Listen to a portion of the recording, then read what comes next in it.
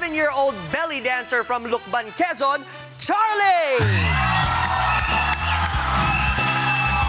Hi, Charlie!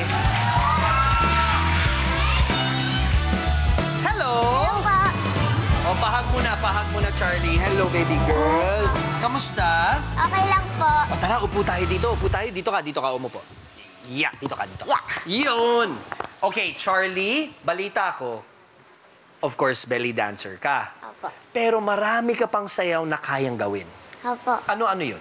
Tahitian po, Hawaiian, belly, tsaka po belly with veil, wings, fan veil, modern jazz, bugla. Wow! Pero yung pinakahilig mo sa lahat ay belly dancing.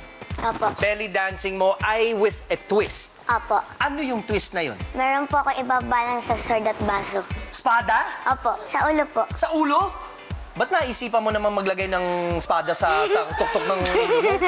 Para po magkaroon naman po ng thrill, tsaka po para maka-level up. Oo nga naman no?